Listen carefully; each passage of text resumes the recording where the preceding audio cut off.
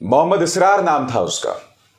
उसका गुनाह सिर्फ इतना था कि दिल्ली के एक मंदिर में उसने प्रसाद खा लिया था, और प्रसाद में भी क्या, केला खा लिया था।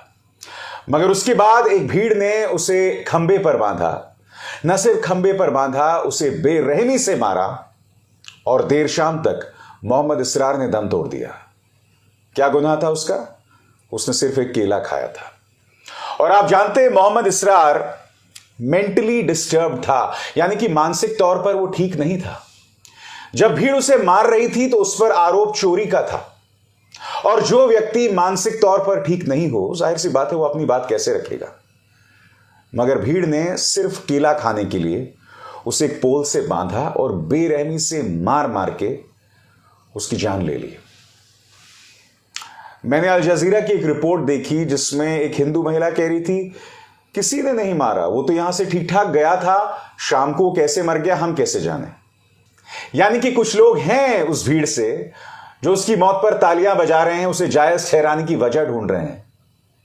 मैं आपसे सवाल पूछना चाहता हूं, अगर कुछ लम्हों के लिए मैं मान लूं उसने चोरी भी की थी, तो क्या आप उसे खंबे से बांधेंगे और बेरहमी से मारेंगे जिसका नतीजा उसकी मौत है? उसने चोरी नहीं की थी दोस्तों, उसने बिल्कुल भी चोरी नहीं की थी। उसका गुनाह सिर्फ इतना था कि उसने एक मंदिर से एक केला ले लिया था। उसका गुनाह सिर्फ इतना था कि भीड़ को यह पता चल गया था कि वो एक मुसलमान है। वो मेंटली डिस्टर्ब ना भी होता तब भी शायद भीड़ उससे मारती, मगर वो अपनी बात भी नहीं रख पा रहा था। भीड़ उसे मारती चली गई तब तक जब तक वो बेहोश नहीं हो गया, और शाम उसकी मौत हो गई। मैंने उसके पिता को सुना, मैंने उसकी 4 बहनों को सुना। उसकी एक बहन बोल रही थी कि क्या उसका गुनाह सिर्फ यह था कि वो एक मुसलमान है, एक मुसलमान का बेटा है। पिता की आंखों में आंसू है, वो कह रहा है कि वो मेंटली डिस्टर्ब था, वो अपनी बात नहीं कह सकता था। वो गली में लोगों की मदद करता था, और लोग छोटी छोटी मदद के लिए, यानी कि किसी का सामान उठा देना, किसी की मदद कर देना, उसके लिए 20 से 50 रुपए उसे दे दिया करते थे। उसके गली में रहने वाले लोग कहते हैं कि वो शांत स्वभाव का एक ऐसा इंसान था जो किसी को कोई नुकसान नहीं पहुंचा सकता था। और हो सकता है उस शाम उसे भूख लगी हो, वो मंदिर गया हो, और मंदिर के दरवाजे तो बीमार, भूखों, लाचार, इन तमाम लोगों के लिए खुले रहते हैं ना। कोई मंदिर जाता है तो उसे मौत के घाट नहीं उतारा जाता। बताइए, कोई भूखा अगर मंदिर जाता है तो मंदिर में जाने वाले जो तमाम दर्शनार्थी हैं उनका क्या फर्ज बनता है कि उस भूखे का पेट भरे, क्योंकि भूखे का पेट भरना, भूखे को पानी देना तो पुण्य की बात है। ये बातें तो हमारे धर्म में है ना। और जब हम पुण्य की बात करते हैं तो क्या धर्म में कहीं ऐसा लिखा हुआ है कि आपको सिर्फ हिंदू का पेट भरना चाहिए या हिंदू को पानी देना चाहिए? नहीं, ऐसा नहीं लिखा है। हमारे शास्त्रों, हमारे धर्म में साफ तौर पर लिखा हुआ है कि अगर कोई भूखा है तो उसे आप खाना दो, भगवान आपको आशीर्वाद देंगे। मैं आपसे एक सवाल पूछना चाहता हूं, एक मेंटली डिस्टर्ब्ड आदमी, मानसिक तौर पर हिला हुआ आदमी, अगर चोरी से प्रसाद भी ले रहा है तो भूख की वजह से ले रहा है ना। उसने भगवान के गहने नहीं चुराए, उसने भगवान का मुकुट नहीं चुराया, और तुमने उसे मौत के घाट उतार दिया सिर्फ एक केले के लिए। आप कैसा समाज बनते जा रहे हो, मैं समझना चाहता हूं। और मैं दावे के साथ कह सकता हूं कई लोग होंगे जो इस घटना पर भी तालियां बजा रहे होंगे, क्योंकि ये वही लोग हैं जो लोग रमेश बिधुड़ी की गाली पर भी ताली बजाते हैं। वो रमेश बिधुड़ी जो संसद के अंदर खड़े होकर एक मुस्लिम सांसद कुंवर दानिश अली को उग्रवादी, आतंकवादी और न जाने किन किन शब्दों से नवाजता है, जो मैं दोहराता भी नहीं हूं। आप सोचिए आप क्या कर रहे हैं। लोकतंत्र के मंदिर से लेकर असल मंदिर तक, दोनों जगह किस तरह से हिंदू धर्म का नाम लेकर मेरे धर्म को शर्मसार किया जा रहा है। रोकिए इसको।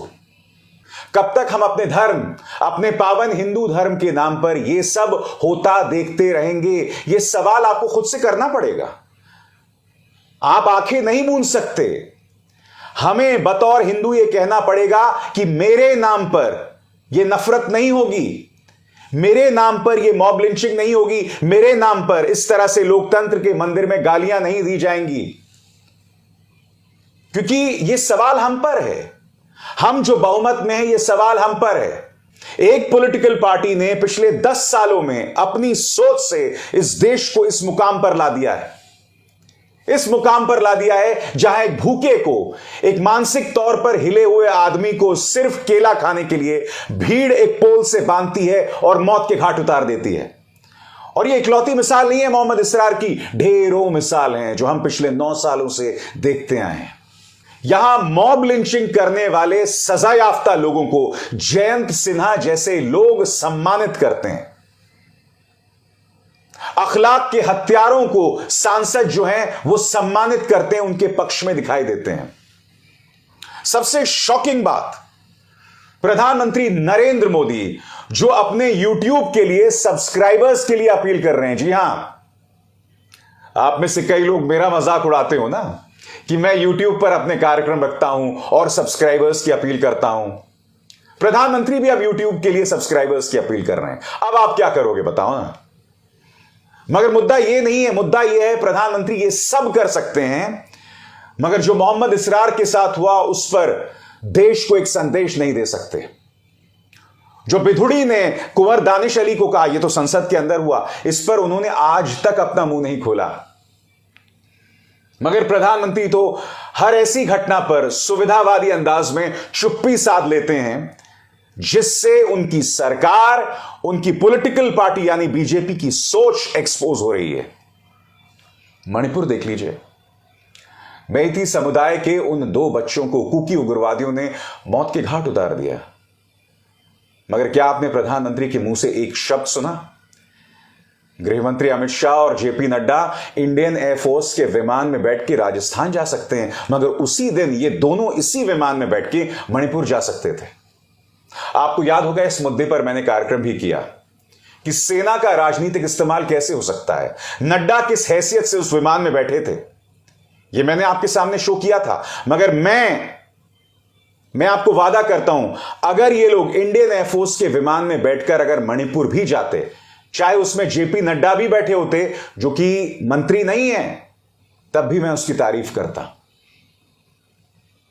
मगर ये लोग नहीं करेंगे। ये लोग वहां नहीं देखे जाना चाहते जहां ये शर्मसार हो रहे हैं, जहां इनकी गवर्नेंस पर सवाल उठ रहे हैं।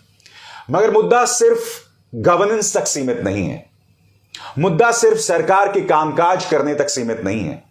यह भारतीय जनता पार्टी की, यह न्यू इंडिया की, न्यू बीजेपी की सोच का परिणाम है, जिसके चलते मोहम्मद इसरार को एक मंदिर के अंदर लिंच कर दिया जाता है और उस लिंचिंग को भी कई लोग जायज ठहराते हैं। किसी का दिल नहीं पसीज रहा मोहम्मद इसरार के पिता की आंखों के आंसुओं को देखकर, या फिर उसकी बहनें जो रुदाली कर रही हैं उसको देखकर।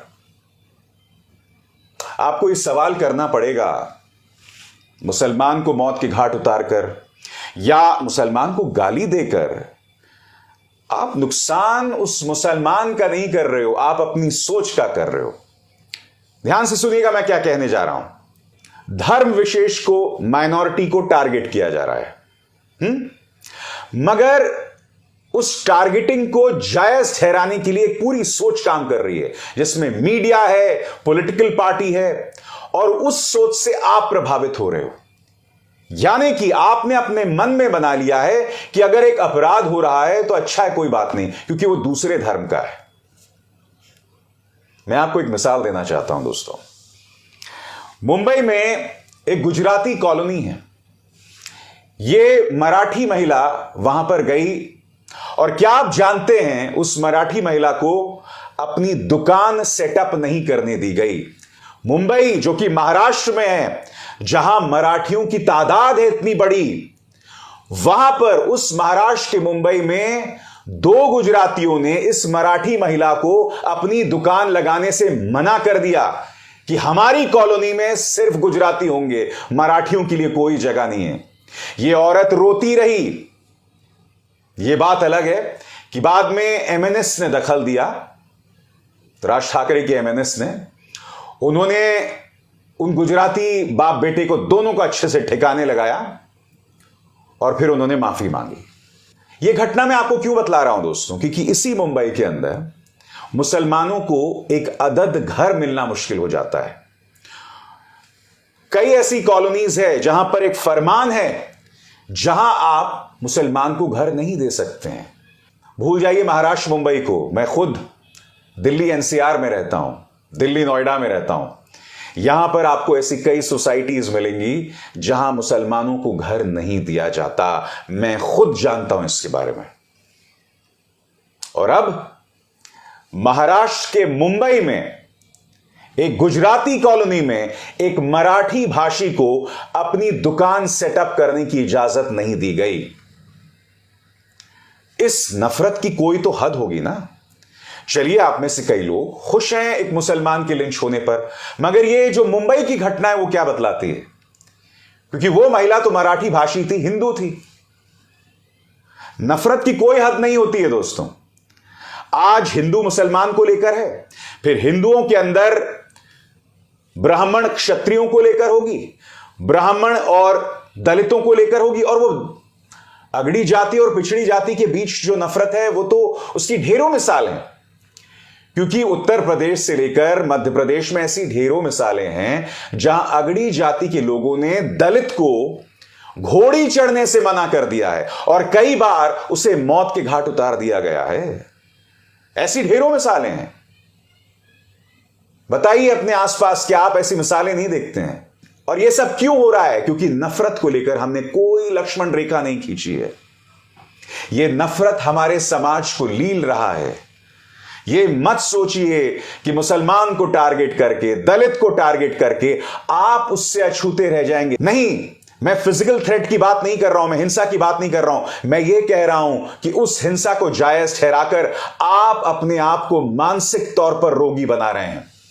आप मानसिक तौर पर क्रिमिनल हो गए हैं और वही सोच, वही शिक्षा आप अपने बच्चों को दे रहे हैं। आप तो बर्बाद हो ही रहे हैं। आने वाली न जाने कितनी पीढ़ियां आप बर्बाद कर रहे हैं।